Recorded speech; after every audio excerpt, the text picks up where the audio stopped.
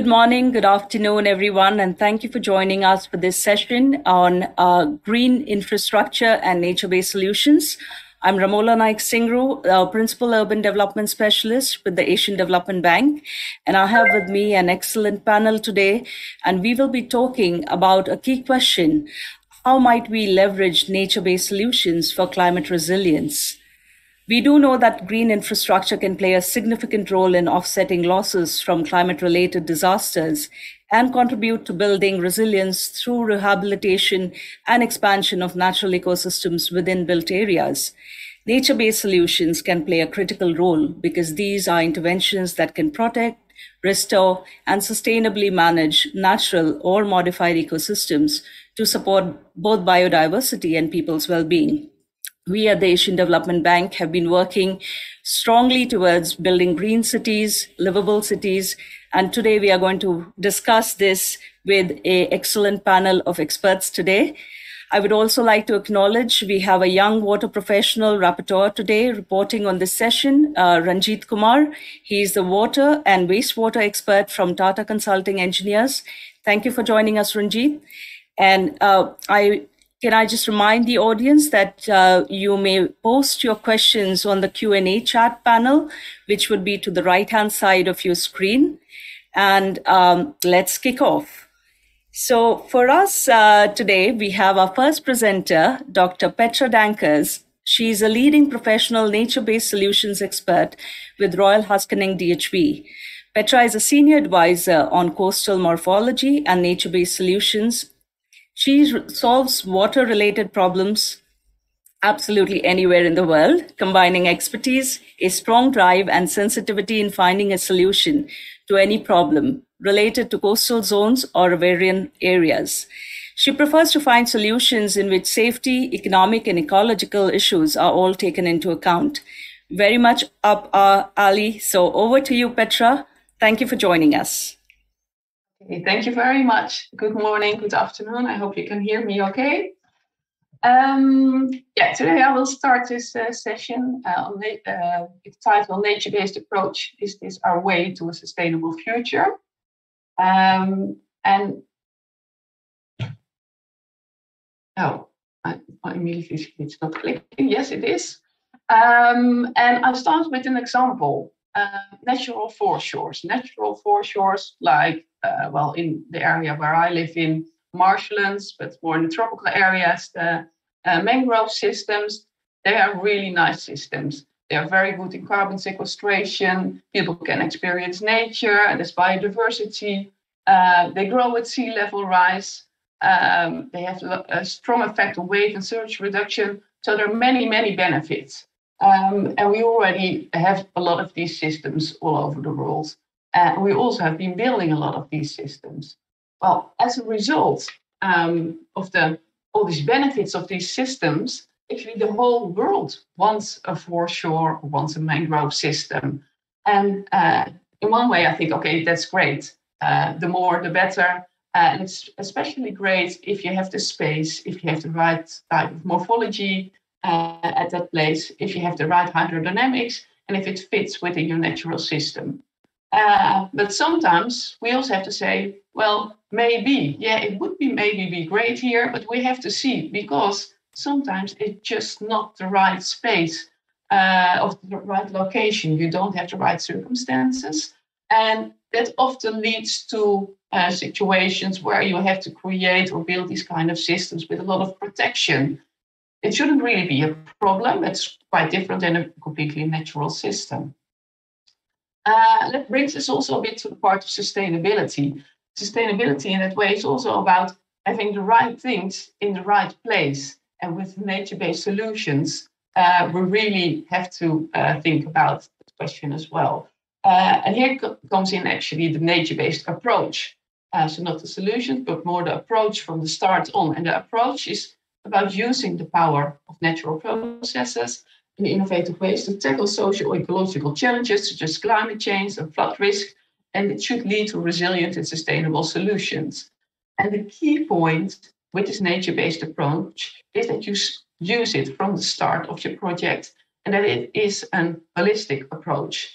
a holistic approach with focus on understanding the system, really understanding not only the abiotic system, but the biotic system, the social system, and your stakeholders. You have to understand the history of your site and your location, of your country. You have to understand what has been lost, and you have to understand the stresses in your natural system, but also in your societal system, and understand the stresses in the future. And only if you understand this whole system, then you can do the right thing in the right place. And this is actually easier being said than being done, because everybody thinks, okay, that's clear, I understand the system, I just have to gather all this information. But then you come to the question, what is your system? And if you start working in these kind of projects, you actually realize that people with different backgrounds have a very different idea and opinion about system, and especially also the size of systems. The scale of systems plays a very important role. The scale of systems really matters. For instance, this is an example of a landscape scale proposition which we did for the Mekong Delta. It was about improving livelihood, sustainable aquaculture, adapting to sea level rise, combining all these things together. So if you want to combine all these things, you really have to stand everything in many directions. And you also understand, and most people understand, that if you start working in this system on this scale, you will be having effects on a very long time scale. And you will have to include sea level rise. If you start going to a little bit smaller scale, so more the standalone project, for example, this project with a mangrove park system, which is completely protected actually from the outer world by large sea dikes. This project was somewhere in Asia, where we proposed a nature island building with mud and habitat development. It's because it's next to a city, it's very nice for ecotourism, but it has a medium scale, a medium design lifetime, and the effect of this system is much less directly. The direct effect is much less than the larger scale, but it still affects the environment around it. And then you also have the very small scale, so the very small add-ons. Just some some small pictures of this. There are many examples of this. You can place them anywhere, and they are small. They have a very small direct effect, and we have to realize that they are small, but we are dealing with nature, and that also means that very small things can have a huge effect over the long time, which we call the butterfly effect. The butterfly effect, you might know it from chaos theory. It's about that these very small things like the whirling of a butterfly can actually cause a huge storm. That is the same, and we've actually experienced that in the Netherlands in several estuaries as well, where we have done really, really minor changes. And over the decades, it really has changed the whole channel system. And that is something to really take into account when talking about nature-based solutions and using a nature-based approach, that if you're looking for these kinds of solutions, that you really have to understand what is going on, but also have to understand that on all the different scales, you can have a very large effect. And that leads me actually to my final slide of this very short presentation, the take-home message for today. The nature-based approach that I'm advocating is really about doing the right things in the right place. And if we do that in that way, then it really can be our way to a sustainable future. System knowledge is key for a nature-based approach. You have to understand really the very wide system that you're dealing with. And the system is larger than you think. Not only larger in space, but definitely also larger in time. So the last final concluding remark I would want to make is be aware of butterflies with that respect. Thank you very much. Thank you so much, Petra. That was very insightful. And certainly also thank you for keeping time. But this has been a power-packed presentation from your end. And talking of power, we have Mr. Thomas Sagris, who is the Associate Director with Arup, talking on the power of nature, designing smart cities using readily available data sets. Thomas is Arab's digital water research leader, and he manages the in-house digital water services investment program. He is a chartered environmental and water engineer with over 20 years of experience in a wide range of water, wastewater, and environmental projects.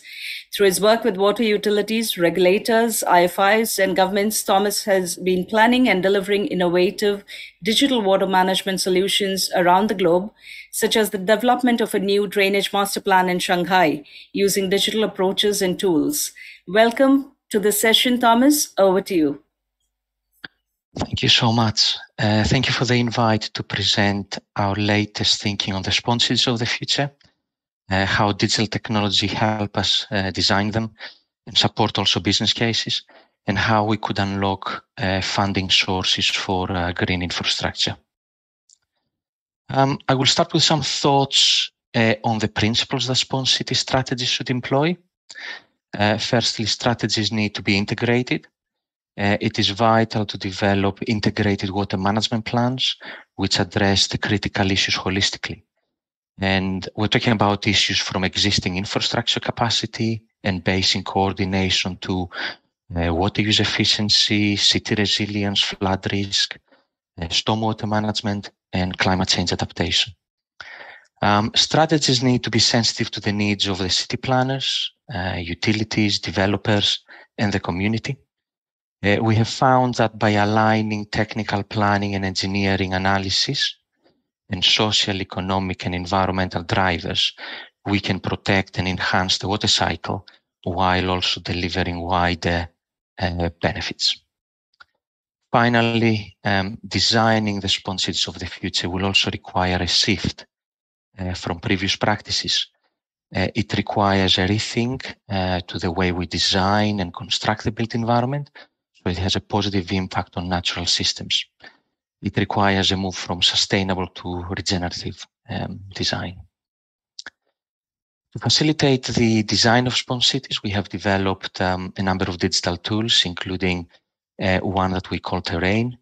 It is a tool that digests satellite data from different sources, and using artificial intelligence and cloud computing, can quickly identify land uses and urban typologies at scale. This workflow provides us invaluable data sets that are used by technical specialists to assess the potential of different locations in cities to host nature-based solutions to mitigate defined flood risks. There are some subtle differences on how we approach the planning of nature-based solutions for cities of different sizes and across regions, in particular around the type of deployable interventions. However, the overall methodology on how we approach the problem remains the same. This is an example from last year where we completed a rapid assessment of blue-green infrastructure for the town of Mansfield in the UK.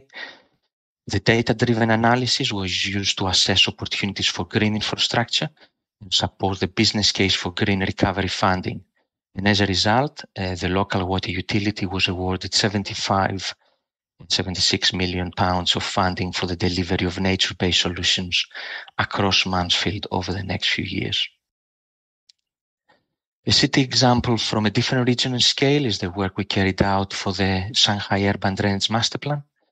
In this case, the introduction of green infrastructure negated the need for large tunnels, resulting in a cost saving of $16 billion at planning stage, as verified by the water utility.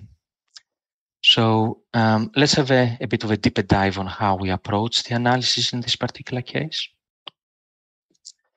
The planning strategy identified 4 key interconnected systems: governance, green, blue, and grey infrastructure. We propose that interventions must be implemented across all of these systems for a successful strategy. Firstly, governance interventions included enforcement of planning guidance and design standards, educational programs, implementation of maintenance programs, and also reinstating the combined and separate drainage system to its original capacity.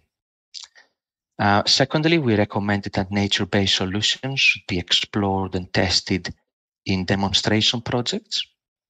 In parallel, a monitoring program should also be implemented to assess the green infrastructure performance. Thirdly, an integrated water model that covers the entire water and wastewater system was proposed to optimize the existing network, rivers, canals, but also identify additional opportunities for improved stormwater management. And finally, we recommended that any remaining needs for flood protection and water quality improvements should be addressed by grey infrastructure, such as tunnels and localized storage tanks.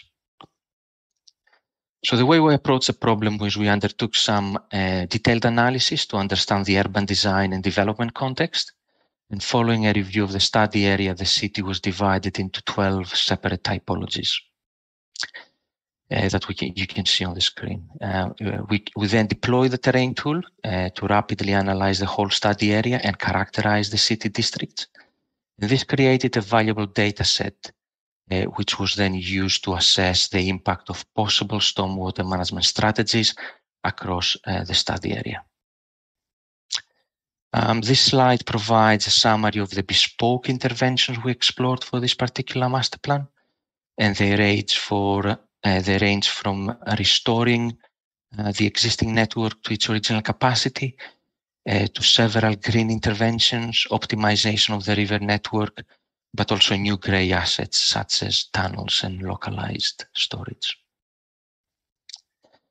Our digital-based analysis allowed us to report the potential for solutions in each one of the 285 Shanghai districts and the proposed balance between blue, green, and grey infrastructure. This is an example of the proposals in 3 districts, and as you can see, each one of them has its own unique optimized solution. The final solution for the master plan was an integrated green, blue, and grey plan, with priority, though, given to nature-based solutions first. The master plan was tested by undertaking deep dives in 3 districts and also street-level modeling to demonstrate that the proposed solutions work hydraulically at micro level. These are some illustrations of one of the streets. You can see the before and after, and hopefully it gives you an appreciation of the interventions we proposed for some of these streets. The revised master plan was the addition of nature-based solutions negated the need for a number of tunnels, and in this particular case, this reduced the projected cost of the plan by approximately, as I said, $16 billion in the period between 2020 and 2035. However, I want to highlight that it is not always that nature-based solutions are the most cost-effective compared to traditional grey infrastructure assets. And this is why it is very important that wider benefits associated with green infrastructure are assessed and valued where possible to support business cases. And at Arup, we are using our design with water methodology to rethink project outcomes and better understand shared value. The design with water digital toolkit provides us with a framework to explore priorities for places, organization, strategy, and policy. And it is the mapping of these priorities using different input-output outcomes logic models and their alignment that allows us to identify the wider value of projects. And it is by assessing and monetizing in some cases wider social, environmental, and economic benefits that can support business cases and unlock, in certain circumstances, new funding sources.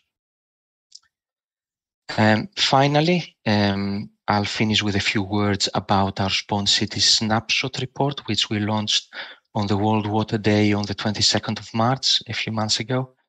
Again, using our terrain tool, we assessed the natural ability of 7 global cities or megacities to absorb water based on the current distribution of blue and green spaces. In this particular case, we assessed each city's sponginess by calculating how much land is pervious or impervious, and then factored in the individual city soil characteristics. The purpose of this survey was to act as a call for cities to understand their current ability to mitigate naturally flood risk, and also consider how exploitation of existing and planned natural assets could contribute to a better, greener future. I think I will finish here.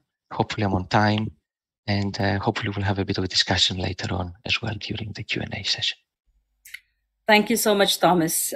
This has been a very useful reminder that we need to take a systems approach, and also upstream planning, master planning can help us a lot in integrating nature-based solutions. So thank you for this presentation. With that, we will move to a blue, green, and gray journey through Asia inspired by nature. This is a presentation from Mr. Paul Nettleton. He is the Senior Design Engineer with Ramboll. Paul is a water engineer who designs systems that integrate stormwater management infrastructure with the natural environment. He has experience designing ABC waters features in several projects in Singapore, and he is also working on similar blue-green infrastructure projects in Vietnam, in the People's Republic of China, Indonesia, and India. Paul, thank you for joining us, and over to you. Thank you, Romola. And it's a pleasure to be here today to share some of our ideas at Ramboll with the forum. So Ramboll is a multidisciplinary engineering consultant headquartered in Denmark with our regional headquarters in Singapore. And our mission is to create sustainable societies where people and nature flourish. So today I would like to take you for a journey to a couple of our projects in the region where we applied WSUD or water sensitive urban design principles to different contexts in Asia. So the way we look at things at Ramboll is using a very holistic approach. So we don't only look at the blue or the green or the gray in isolation, but we look at it as a whole. So these two projects that I'm going to share with you today are projects where we've done that, where we've looked at all the different type of blue, green, and gray measures that can be implemented in these two cases.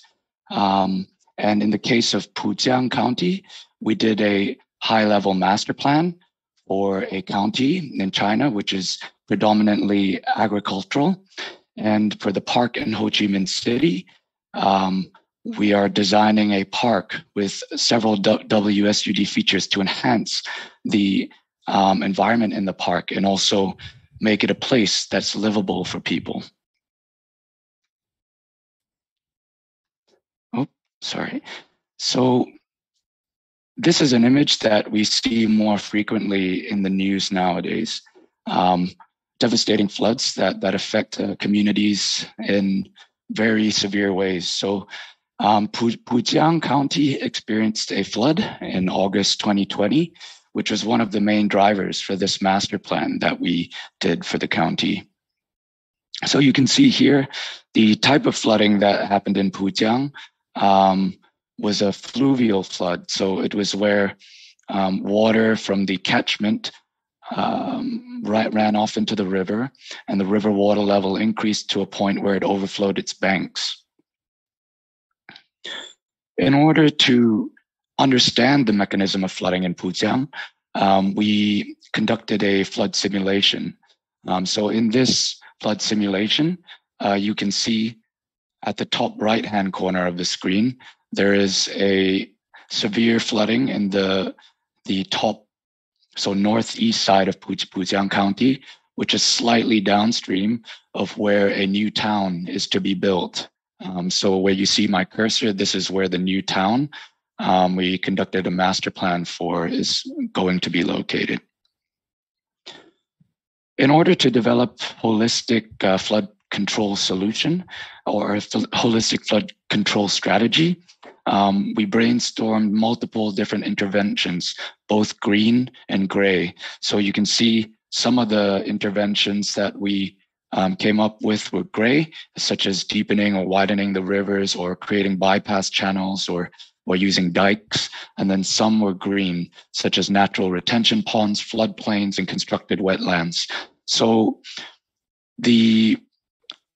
as mentioned by several of the speakers already, there are co-benefits that come with these green solutions, but at the same time, they need to be weighed up against the space available and other social and environmental factors. So we tested a few of these different solutions through our model, but also with the various other engineering disciplines that we were working with on this project. And this is the final flood control master plan that we came up with. So at the upstream side of the city, so the river flows from the west to the east, and you can see we're proposing a constructed wetlands here. That the aim of this wetlands is to purify the water from the upstream catchments before the water enters the city using wetland vegetation. In the city, a detention lake is to be developed in order to provide that flood retention capacity that serves to protect the city from severe flooding. Downstream in the eastern side of Pujiang County, we proposed another wetland system. The difference between this wetland system and the upstream wetland is that the purpose of this wetland is mainly to act as a flood detention sink, because you can see two major rivers join at this point here, which is why this is a place that is ideal to act as a flood retention sink so that water doesn't back up and flow into the city during heavy rainfall events. In addition to this, water-sensitive urban design is not just a method where you have one solution that can solve everything. We propose multiple detention spaces and river channel modifications based on the flood simulations that we ran within the city. So using a decentralized approach to managing floods. In addition to this, we work closely with the urban planners and transport experts to ensure that the flood control plan we developed was compatible with the land use plans and transport plans to create a holistic master plan that not only protects against floods, but enhances ecology, connects communities, and creates educational opportunities where people can learn to appreciate nature as well. So now I'll move on to the other project in Ho Chi Minh City, which is a rapidly urbanizing city. The population of Ho Chi Minh City has increased from 3 million in 1989 to about 9 million today, making it the fourth largest city in Southeast Asia, behind Jakarta, Bangkok, and Manila. Due to this rapid urbanization and proliferation of hard surfaces, there are severe floods in Ho Chi Minh City that impact communities. So this project that we're working on, we're zooming into one specific green spot within Ho Chi Minh City that we plan to convert into a water-sensitive urban design park. This spot experiences several issues. As mentioned, urbanization is one of them. The second issue is black water. So effluent from septic tanks in the surrounding communities do discharge into the park. It also experiences tidal flooding and fluvial flooding from the river as well, making it a very vulnerable landscape. So these are the challenges that our team had to look at in order to make this site a resilient site for the surrounding community. So there's two sides to the park. I'll look at the top side of the park, the top side of the screen now, where there is the existing stream that has black water in it. So in order to tackle the issue of black water coming into the park, we proposed a bypass drain. So this is a gray measure that we propose to ensure that the water inside the park is maintained clean for the public to enjoy. So this will bypass the park and then flow into the main river at the bottom side of the screen. During heavy rainfall events, the water from this drain will overflow via a gross pollutant trap into the park through a cleansing biotope system, which we've implemented in several sites in Singapore, such as Ang Mo Kio Bishan Park and Jurong Lake Gardens in Singapore. And this cleansing biotope system is a vertical flow wetland system that will purify impurities from the water, so suspended solids, your nutrients such as nitrogen and phosphorus, before the water is discharged into the park. Then it will be discharged into a stream and flow into an eco pond at the end of the stream. This water will be recirculated from the eco pond to the cleansing biotope to ensure that the water is maintained clean during dry weather. During heavy rainfall events, this pond will also overflow to the stream on the left side of the screen. But in the long term, we need to adapt to the situation of the city. And the plan long term is to have a deep tunnel sewer system that runs along the main river. So in order to make sure that the water in the park is clean in the long term as well, we plan to connect the bypass drain into this deep tunnel sewer system so that the overflow from the park in the future will also be clean. So looking at the lake side of the park, our concept for this park, this side of the park, is to use vegetated swales to capture runoff and convey it to the lake from the surrounding park catchment. This lake currently is already very clean, which is an opportunity that we saw. And this lake will serve as a nice spot for communities to enjoy, and also for events. So you can see over here, there is a community lawn where people can, where events can be held for the community. In addition to this, since the water is of relatively good quality, we plan to use it for, well, firstly, to maintain the water quality, we need a constructed wetland system, another nature-based solution to maintain the quality of the water. And then it can be used to irrigate flower fields, which will enhance the biodiversity of the park because of the different type of flower species present in the fields. So to sum up my presentation, I've taken you through a journey through 2 different locations in Asia that have different issues, but one thing in common, they experience floods. Our designs at Ramble aim to bring these 2 sites in Asia into the integrated zone, where the benefits of blue, green, and gray are optimized for the setting. So I would like to thank you all for your time and attention, and look forward to the discussion after the presentations. Thank you, Paul. That was an excellent presentation. And thank you for taking us through this range of different ways that we can integrate blue, green, and gray infrastructure. And particularly important that we start addressing this in our planning with for livable cities. So with that, we will move over to our 4th presenter. He is Mr. Christian James Aquino. He's a civil engineer with Royal Haskoning DHV, and he will take us through an institutional setup for implementation of nature-based solutions for coastal flood mitigation. Christian has been working in the field of coastal engineering for various land reclamation and climate resilience projects. He's mainly involved in the shore protection design and information management systems, digital reporting, and stakeholder engagement for local and international projects. So Christian, thank you very much for joining us, and over to you for your presentation. Yes, thank you for that introduction. So good morning, everyone. So I'm Christian James from Royal Haskoning DHV, and today I'll be presenting about our project, which is the North Manila Bay Flood Protection Strategy. So for this presentation, I'll be focusing more on the institutional setup.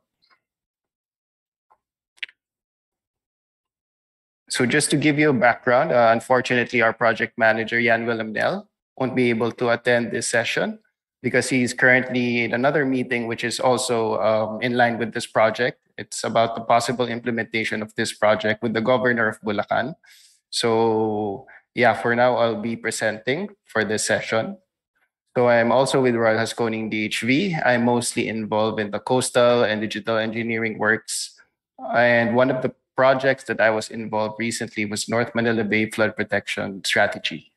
So for this project, our main client is the Netherlands Enterprise Agency. It started off last year of October 2021, and it finished early this year around February.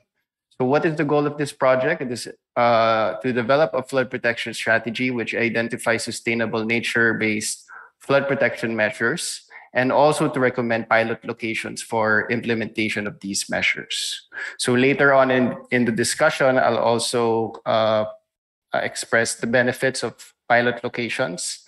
And it's also a disclaimer that this presentation will mainly focus on the institutional setup rather than the technical aspects of nature-based solutions.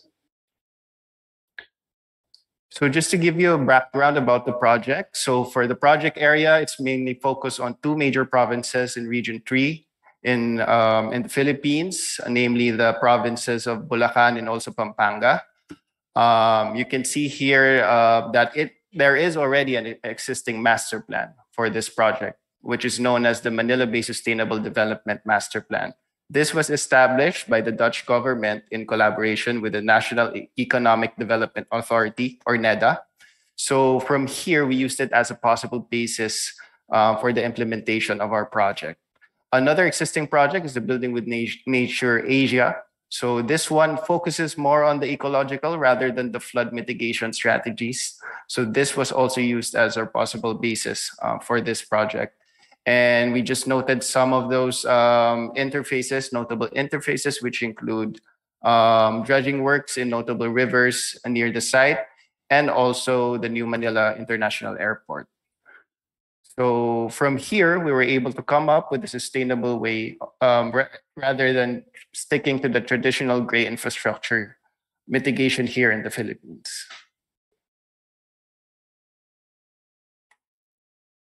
So for the stakeholder engagement, the first one is mostly consultation with experts, both local and international experts. We've also had several site visits just to have an idea on what the project looks like. And we've also had interviews with the locals just to have an idea on what is the conditions, what are the main problems that they experience in terms of flooding, etc. And after that, we've also had several educational webinars so that the locals will be introduced on what is nature-based solutions as a flood mitigation strategy and how can it impact their society. And we've also had developed an iReport, which we will share to the audience also, the link. You can explore that to know more about the technicalities of our project and also some monthly newsletters to update our stakeholders.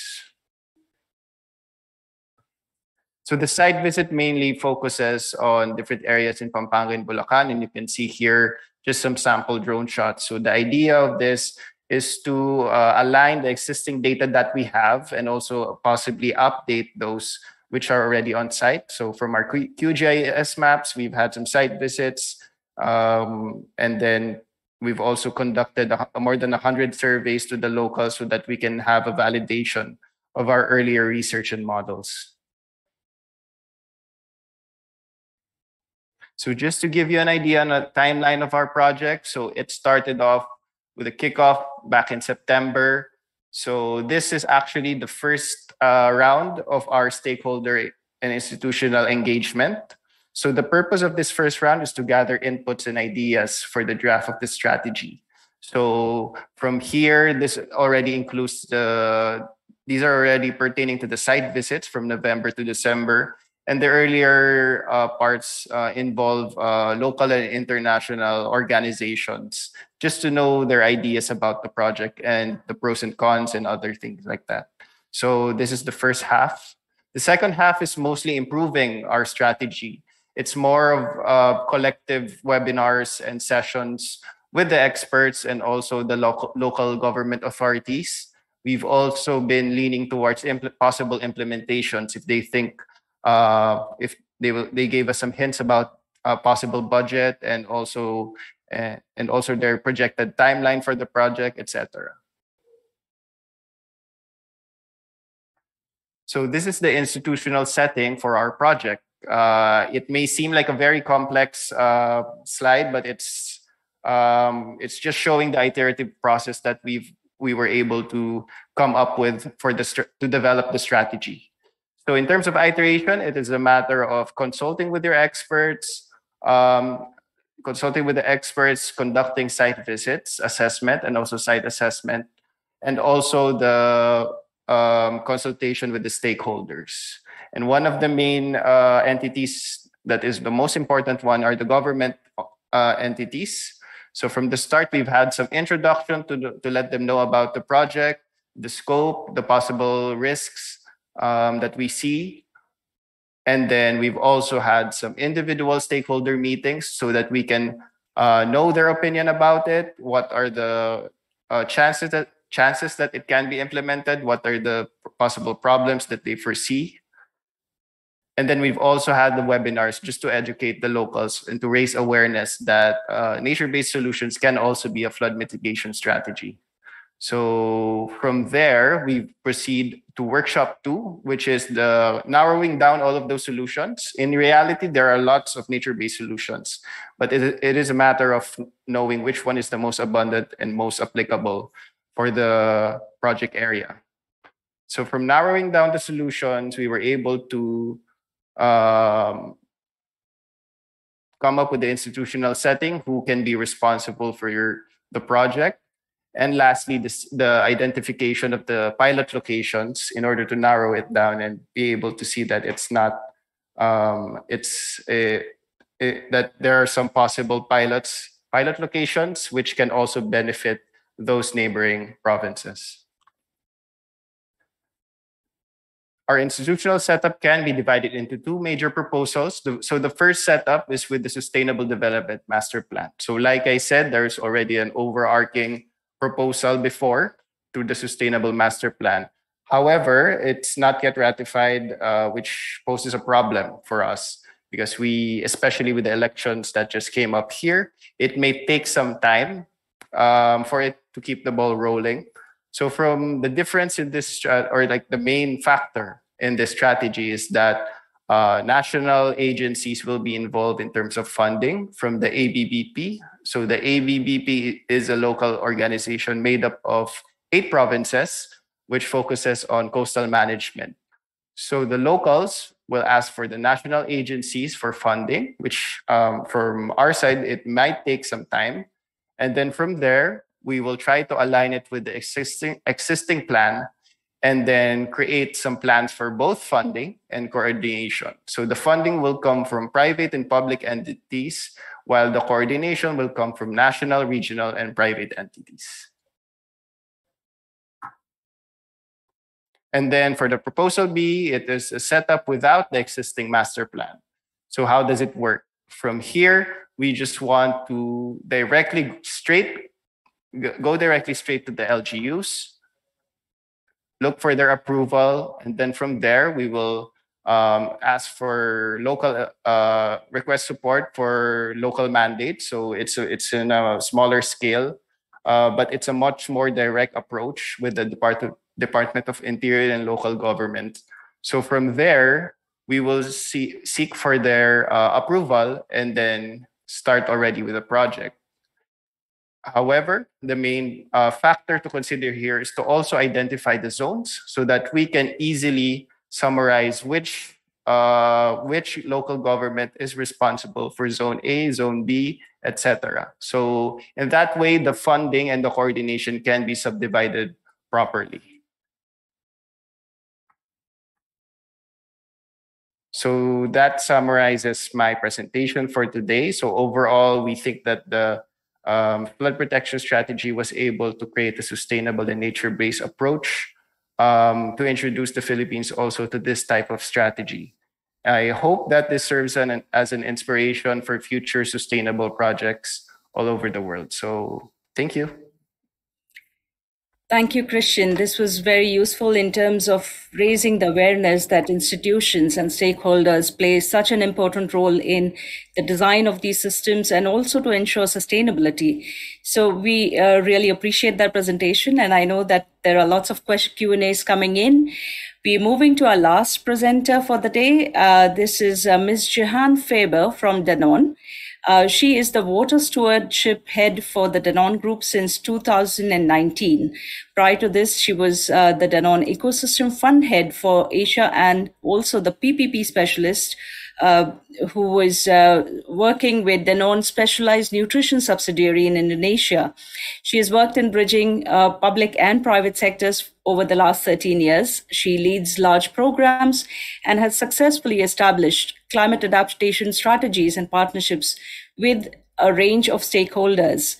She has experience developing landscape projects in several countries across Africa, Europe, Latin America, and Southeast Asia.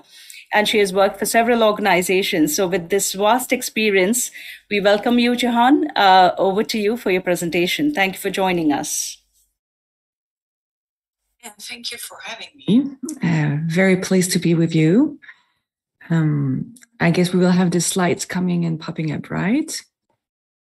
I don't see them at the moment. I guess I can, yes.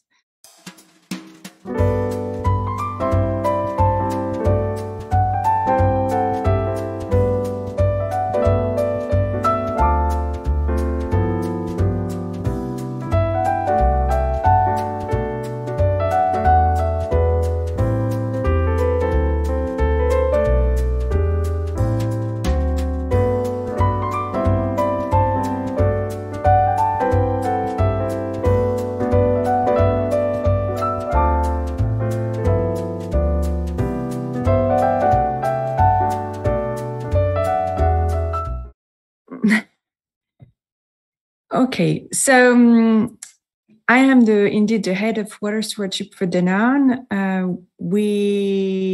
So Danone is a very big conglomerate. We have several businesses from bottling water in Asia. For example, we have the brand Aqua in Indonesia.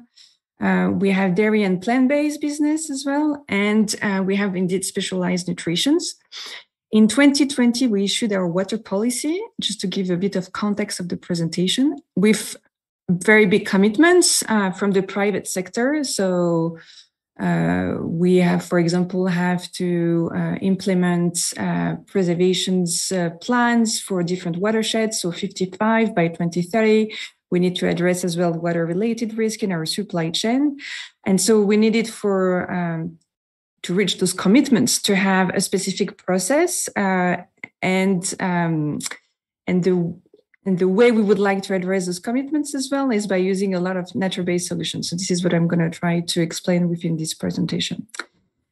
So as I said, the way Danone is looking at water stewardship is by first understanding where we are exposed to risk. So as we have seen in previous presentations, so one of the main risks that has been exposed is flood, if I understood well. Here we look as well at water-related risks, so physical risk, indeed floods or scarcity. We look as well at regulatory and reputational risks, so that those are the three risks mainly looked at by the private sector. We then develop recommendations and adaptations plans. I will show you an example. And then we understand the cost and benefits associated with those plans to make investment decisions. So let's say to compare cost of actions versus cost of inaction.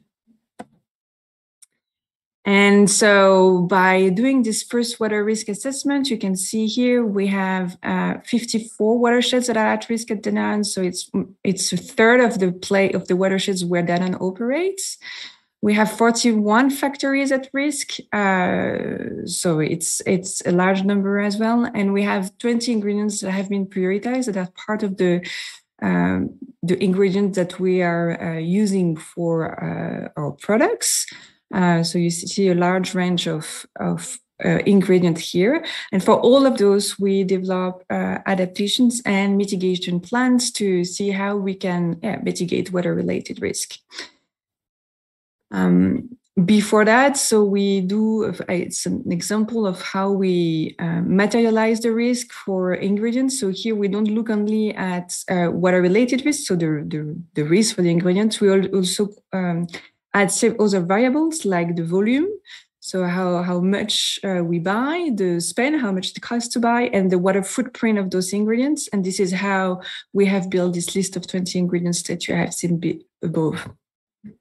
And so, as I said, so I just wanted to give you an examples of an adaptations plan. So you can see here our peach supply chains, for example. So in Spain, we source 51% of our peach in Spain from one specific supplier. So the main adaptation plan will be to work with this supplier in Spain. And then we look at existing nature-based solutions that are already implemented for peaches in Spain. So this is the map that you have at the bottom here. So for example, you can see here that we have highlighted 2 examples of already existing effort here that we could be inspired by or replicate in this geography to adapt and mitigate the risk.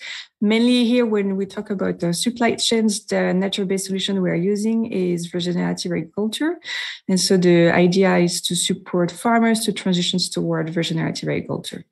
Just to give you an example of our full decision-making process, so from risk, understanding the pressures, understanding the adaptations and the mitigation plans we can have, and then we go towards interventions.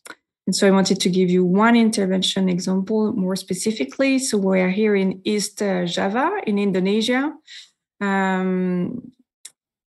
in above like Surabaya, which is a very, very large city, but we are very, very much upstream of this city. But the place I'm referring to here is actually from which Surabaya city is taking all the water. And we have here a water bottling plant, which is one of the biggest plants for us in Indonesia. So we have an important stake here of making sure that water is available for everyone. So for the city and for the industries that are part of this landscape, but as well for farmers, because there are many farmers in this geography. So the idea is to say, okay, by 2030 or 2050, how we make sure that the water balance is right in this landscape.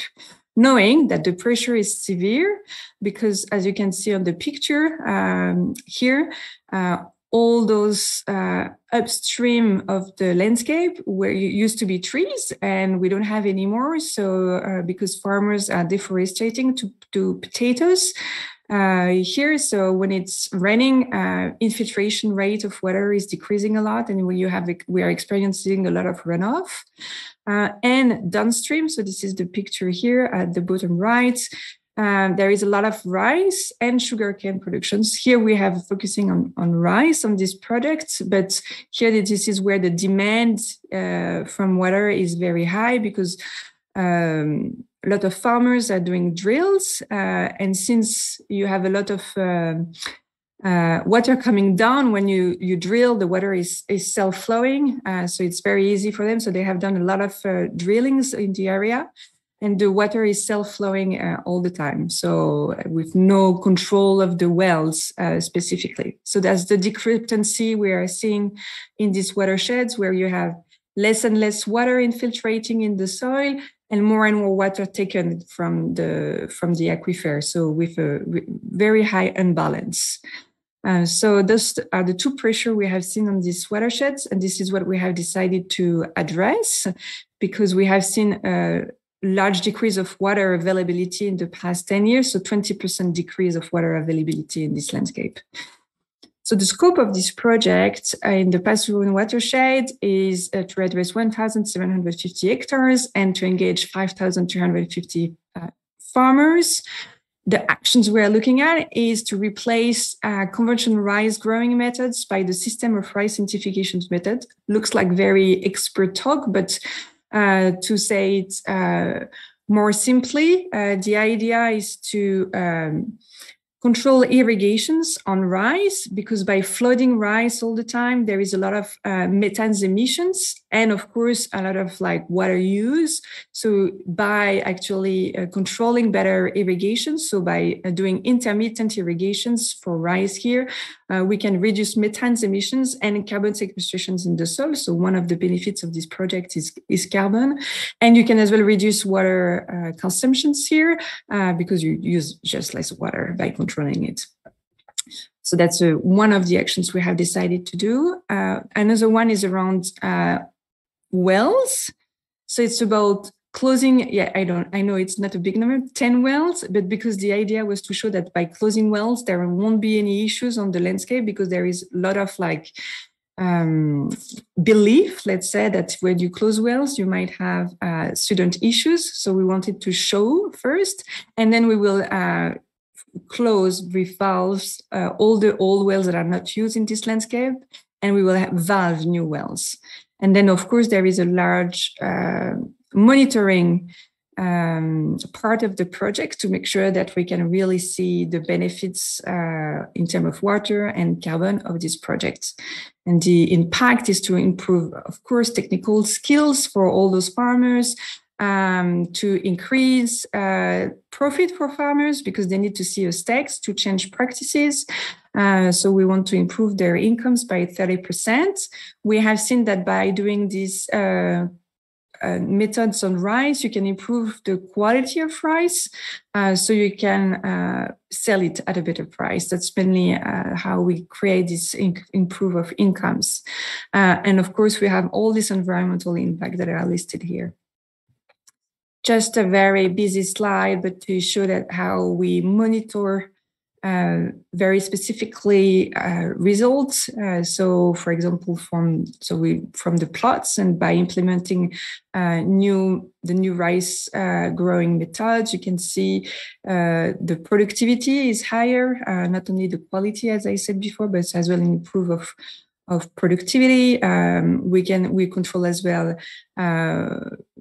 revenues and water use per hectare. And the idea is to really see a decrease in terms of water use for that. And one important thing that we have done as well for this project is governance. So we have set up a forum here in this landscape where you have municipalities involved. And so there is a lot of work to make sure that the project sustain on the long run, to have this governance in place. So this is something that we have been involved a lot in. You have as I said, local municipalities, you have other industries as well, making sure that the planning for this landscape is clear for everyone, that everyone is engaged, and that the flow of financing is clear for this project in the long run as well. And I wanted to explain how this project on this landscape can be modelized and actually replicate in many other geographies, because implementing nature-based solutions requires from all the different stakeholders that are involved to play their roles and their responsibilities. So here you have Danone Companies, which is doing mainly the seed funding and proving the case for this nature-based solutions. So here we have seen optimizations of agricultural practices as one of the nature-based solution used. You can have others, but the role for Danone here in that specific case is to do the seed funding. Then you have private and public financing coming in, and you have the project developer. So we always work with a third party on this type of project. So each of these stakeholders have a role and a responsibility to play.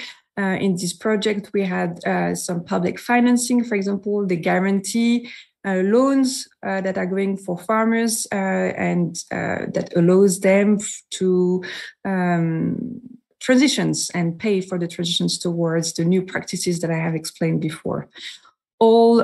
By having all of these stakeholders playing their role and their responsibilities in this landscape, we can actually de-risk nature-based solutions and the risk linked to implementing nature-based solutions that are all here. And this is how, so you have the risk at the bottom here, by decreasing those risks and having all these stakeholders playing their role and responsibilities, you can actually have those NBS projects becoming what we call bankable. It means that they can create value for each of the stakeholders that are actually involved. And the value is different for each of them, but it can be harvested for each of them if we actually make sure that everyone understands the role they have to play. And this way we can, as I said, the project can be, as you have seen, be replicated. Of course, depending on the context, the nature-based solution won't be the same, but each of the stakeholders will understand their value and be able to capture it. I think it's my last slide. Yes, done. Thank you very much.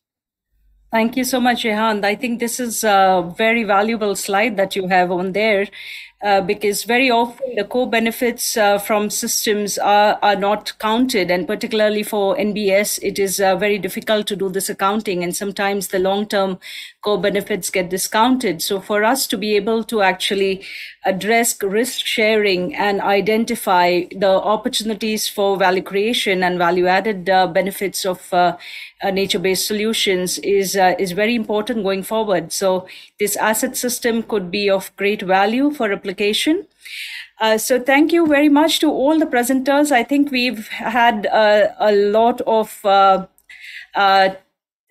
of questions coming up on the chat, and I'm going to try and make sure we can address this in the 30 minutes that we have here. So first, let me just start with Thomas. I think there's a question for you, Thomas, on the Sponge City concept presentation, which focused on water. The question is, how would you envisage integrating other aspects such as nutrients or foods, and could these be added to the model?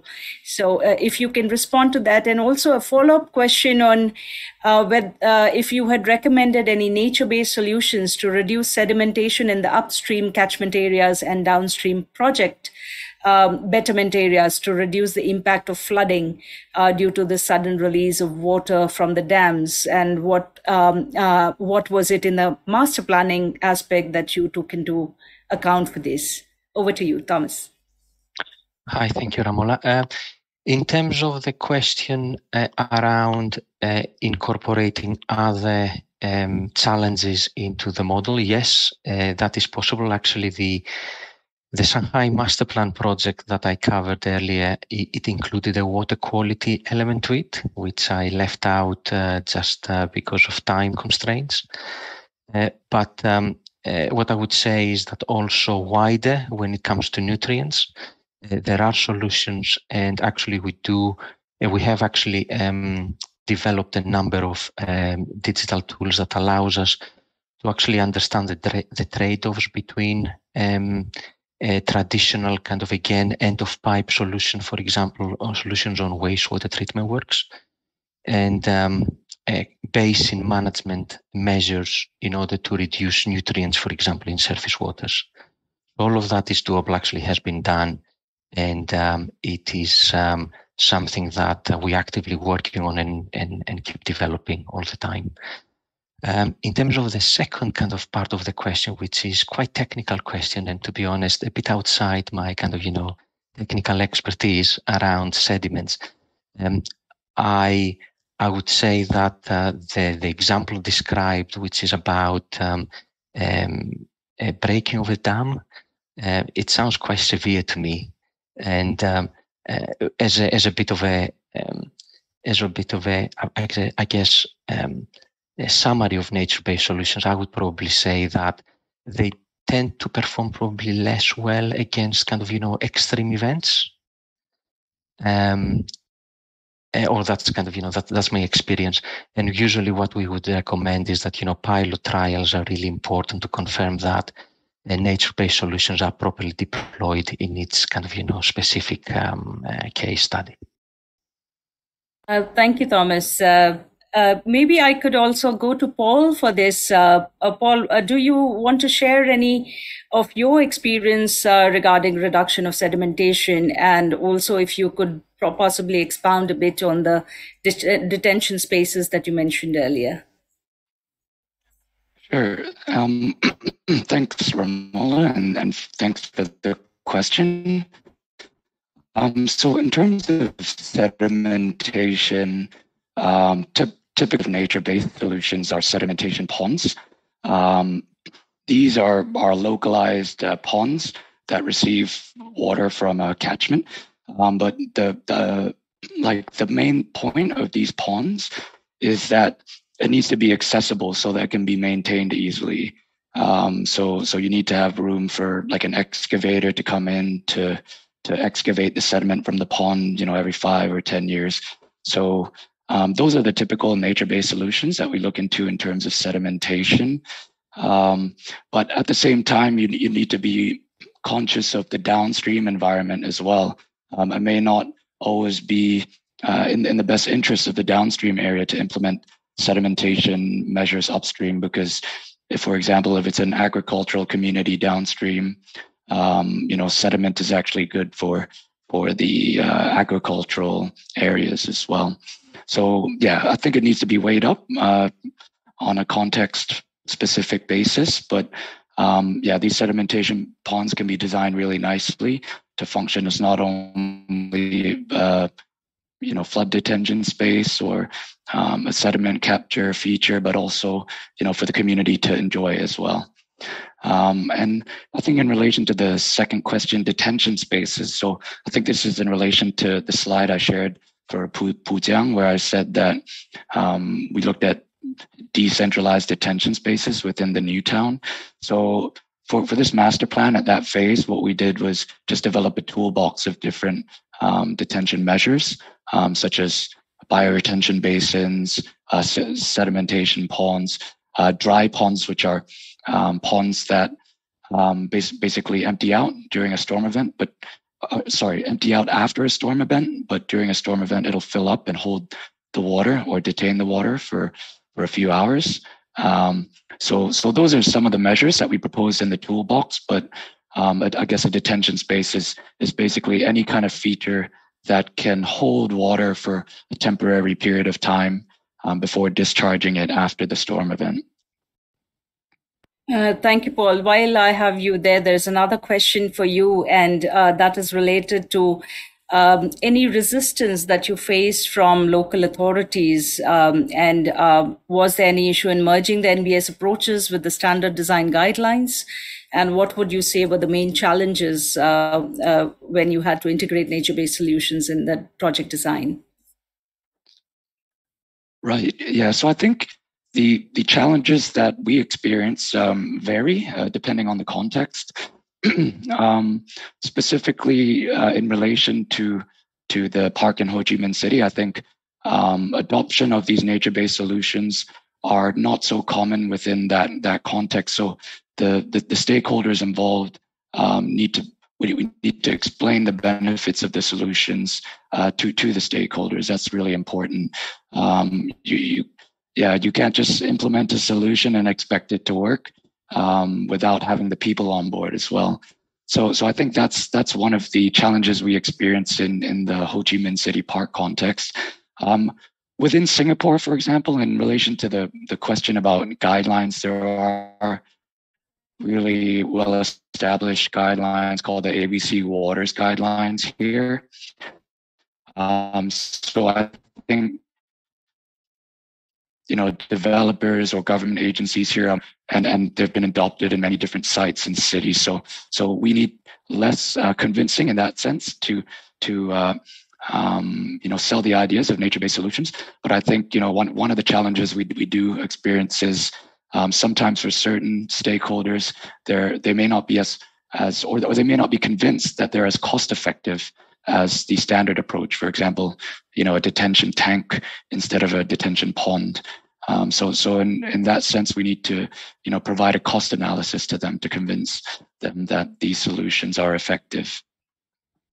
Thank you, Paul. And I think cost-benefit analysis is certainly something that we've all been looking at. How do we actually improve that through several ways to capture the core benefits? And one of the questions really alludes to that, and they are asking about what other factors can be strong motivators for investing in NBS outside, say, major extreme events. But would you say that better data on lifestyle costs versus benefits, or means to value social or environmental benefits, how would you use that to convince governments or the project managers to invest in this?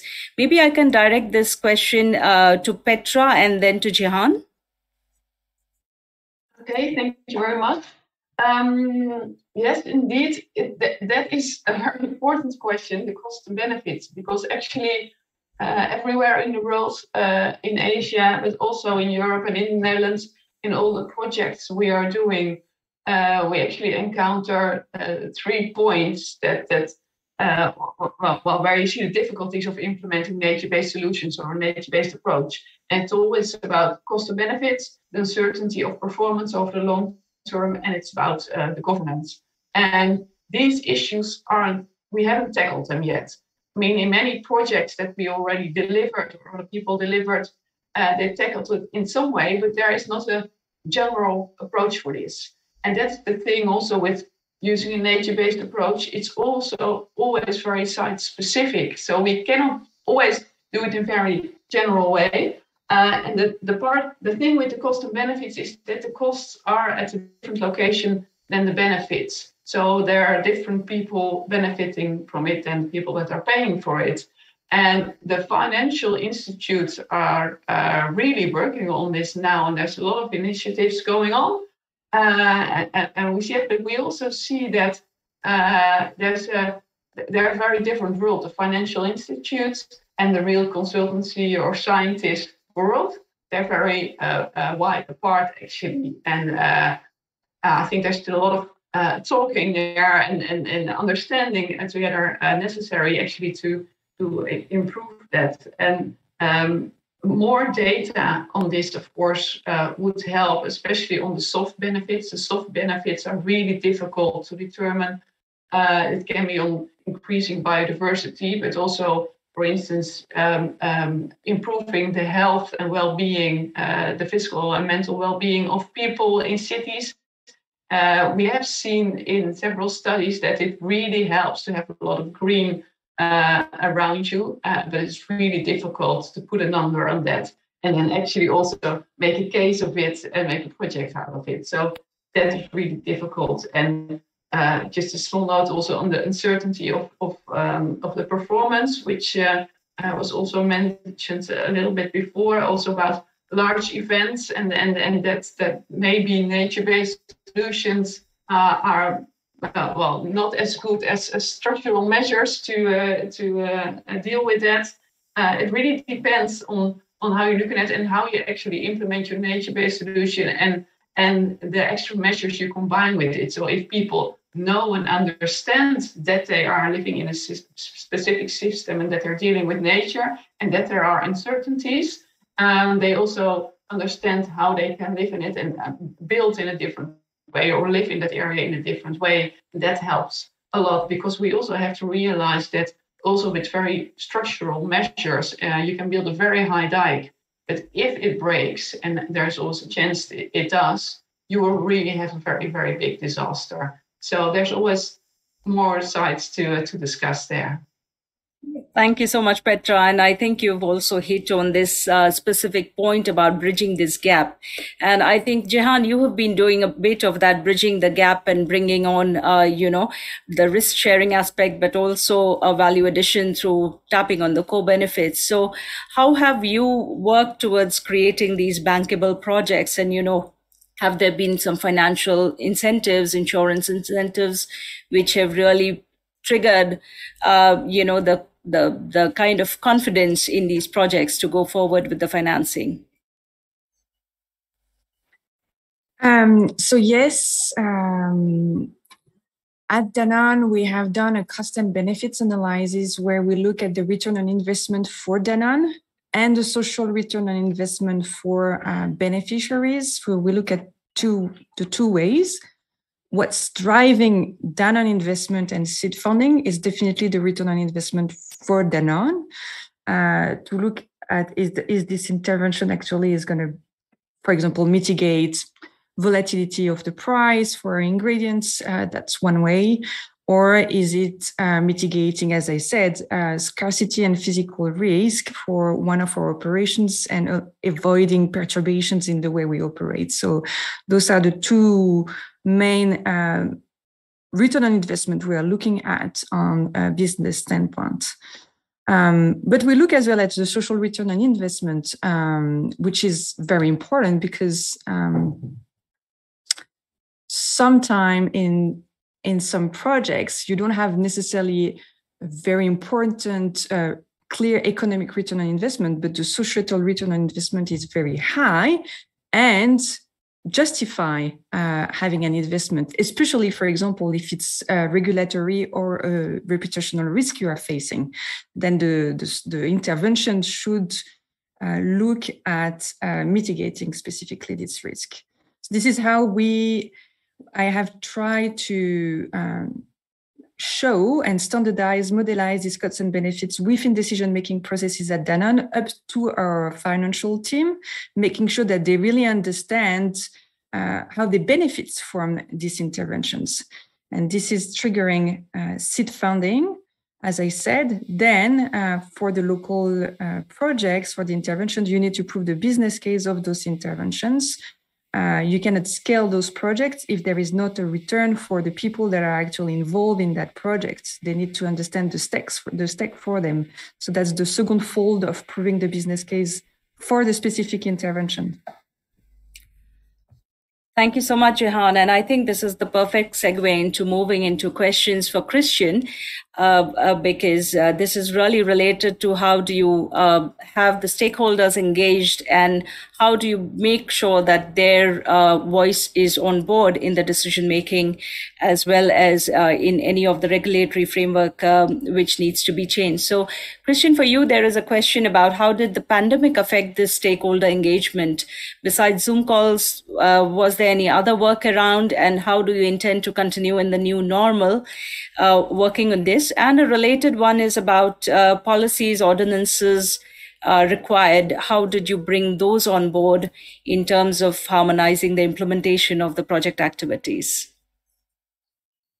Yeah, that's a really, really good question. So first one is for the communication. I noticed that the question focuses on COVID-19 as a struggle. So initially we had to think ahead that it's one of the risks that we're going to have to accept once we come up with this project. So aligning that risk was the first step. It's in our gap and risk analysis.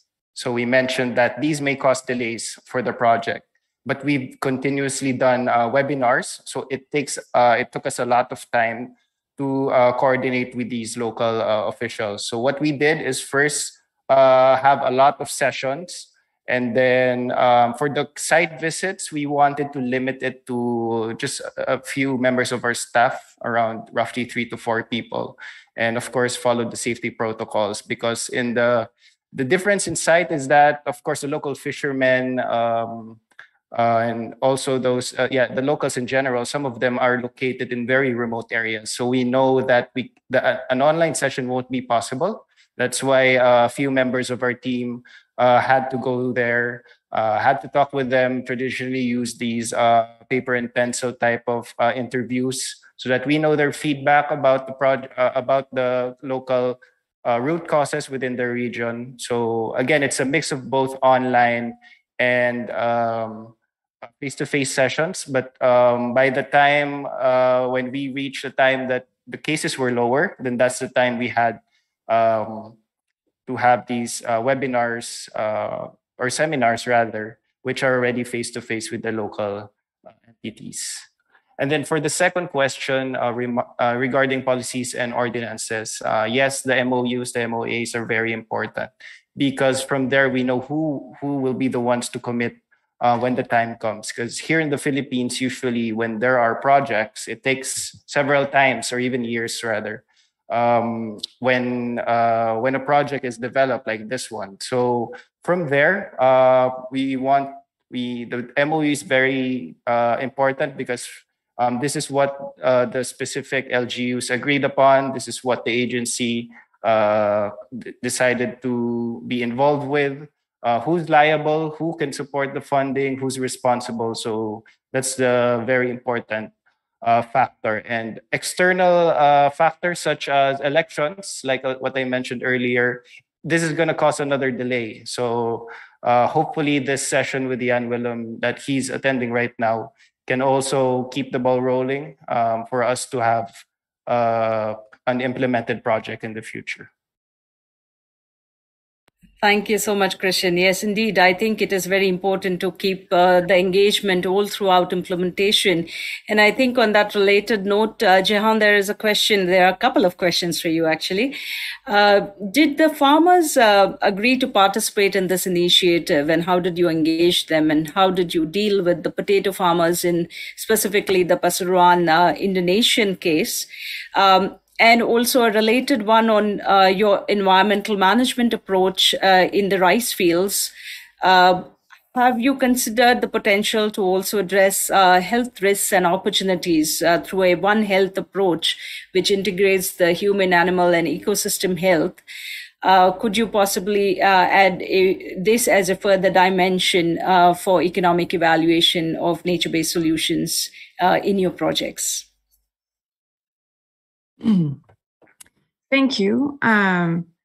So yes, we don't force farmers to engage with us. We're trying other approaches. So I think of three. So we do focus group discussions to explain water-related risks, because since water is self-flowing, many beliefs is that water is going to flow like this for years. So there is a lot of need to create awareness. So we do focus group discussions. Within those focus group discussions, we do peer-to-peer as well approach. So farmers that have been piloting activities at the beginning can talk about their experience and show that the intervention is actually bringing a benefit to them. So better quality of rice and better productivity in that case, because if it's only about water, farmers don't necessarily change their practice.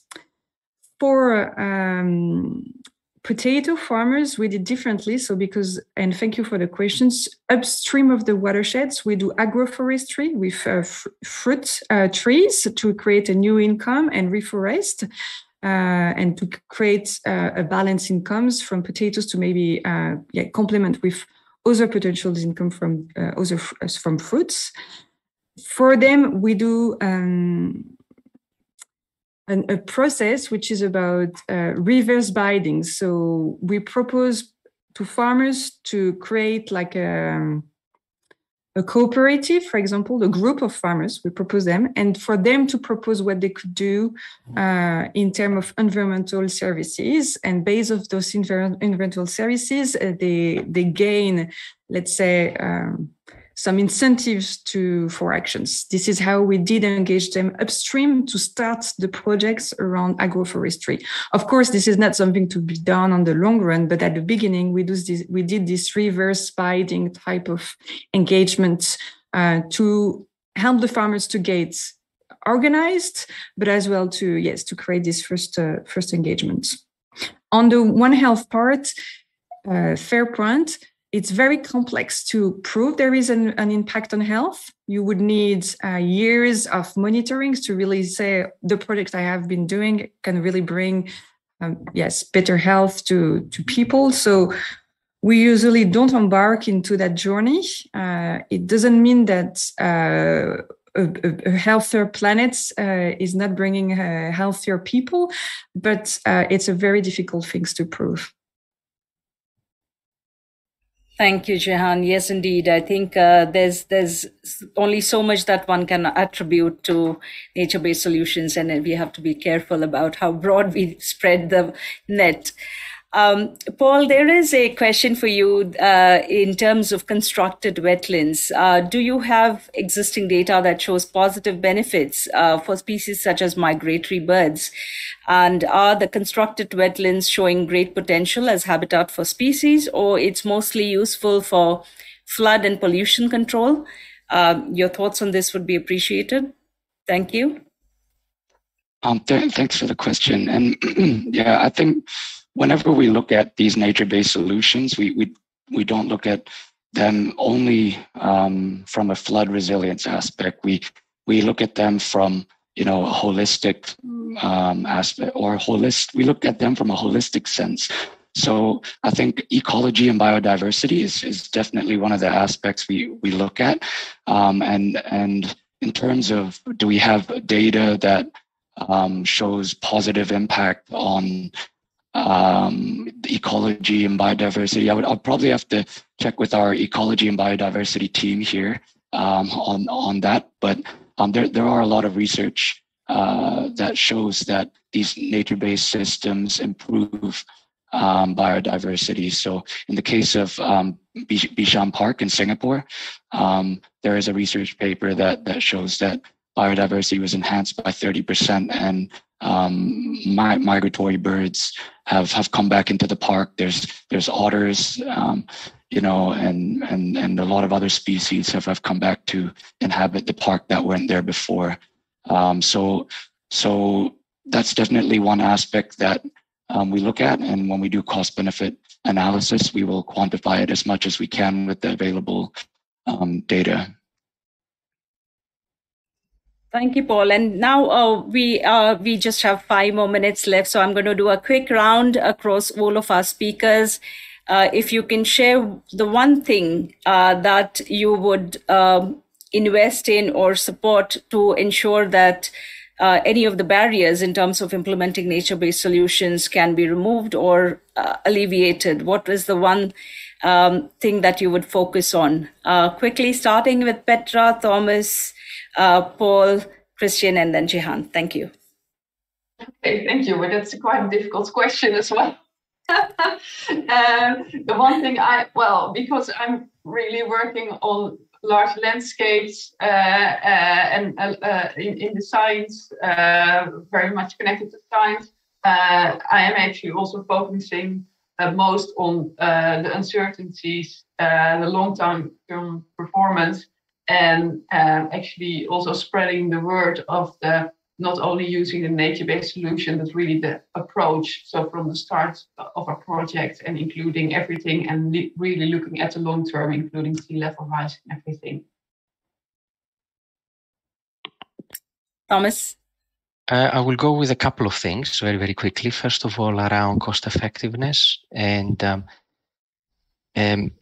need for appraisals to use a consistent kind of an appropriate framework, especially when it comes to understanding why the benefits, especially over the long term. And the second item is around funding and the challenge around many of the benefits associated with nature-based solutions not being, I guess, capitalized maybe by just one organization or party. And it is this kind of, problem of ownership, if I call it like that, which means that stakeholder interests must be aligned and risk must be shared in order for nature-based solutions to be implemented properly and be successful long-term. Over to Paul. Yeah, so I think there's a lot of issues I could raise, but for a designer like myself, the main issue that I would probably highlight is the need for consistent design guidelines, but also guidelines that are adapted to the specific concept or the specific context or country that we're working in. So at the moment, I think there are different guidelines in the region that are being developed. I mentioned ABC Waters, which is the one in Singapore, but there are other guidelines within the region that are in the works. So I think the important thing for those guidelines is to make sure that they are adapted to the context that nature-based solutions are going to be implemented in. Thank you, Paul. Christian? From my side, I think first from a technical standpoint, it would be more development, research and development. Of course, I think it's going to be the backbone of what we implement, which in terms of codes and standards that we will develop in the future. Right now in the Philippines, we don't have any standards specifically focusing on, or local standards specifically focusing on the design, planning, and implementation of nature-based solution. So in short, there is a lack of research So that's probably one of the things that we can improve. And then from let's say from a stakeholder standpoint, just like what the others mentioned, proper funding, proper communication with stakeholders so that they know what are their responsibilities, what are the funds that they're willing to give for the project, and yeah, so just clarifying to them the overall essence of the project. Thank you. Jehan?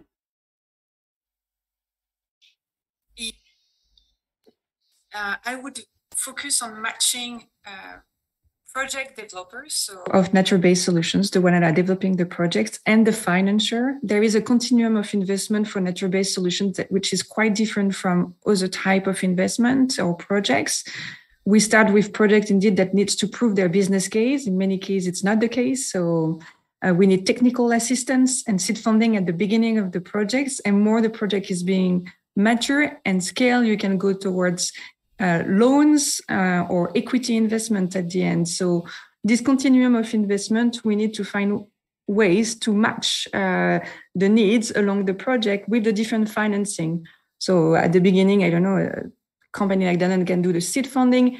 At the end, maybe a bank can be very happy to do a loan. So this is what we need to standardize a bit better and see where we can have this platform doing the match, like a Tinder for nature-based solution. Thank you so much. I think this has been a very interesting session and it could go on, but we are just at the end of our time. So I will quickly summarize some of the key messages that all of you have shared. And absolutely right that, nature-based solutions are not just green solutions for infrastructure, but they add value across the entire system. And hence we need to take a systems approach to ensure that the entire value chain is considered while we are integrating gray, blue, green infrastructure solutions, which can enable us to have net gains across these interconnected systems. I think a lot of you have also touched upon the importance of participatory planning, which can improve the buy-in, but also to develop jointly the solutions which will have more sustainable outcomes as we go forward. So this is where we have to ensure that we identify upstream who might be the key stakeholders and share the risks so that these projects can be really integrated into the mainstream. Working upstream through master planning and adopting data-driven approaches, updating standards, design guidelines, and to make the best use of technology can definitely support informed decision-making and strategic investment planning. In yesterday's session, we had this panel on financing and resilience, and I think it was very strongly mentioned that we need to definitely invest in nature-based solutions to meet our climate financing targets. And with that, I think I'll leave our audience and also many thanks to our audience for excellent questions. Thank you to all the speakers for excellent presentations, and to the YWP repertoire, as well as my colleagues here who have been supporting at this end of the screen. You may not have seen, but thank you so much for all the support. And with that, I request you to please join us in our forthcoming AWF sessions. Keep writing, keep typing, and asking questions, and be engaged. Thank you very much. Over and out.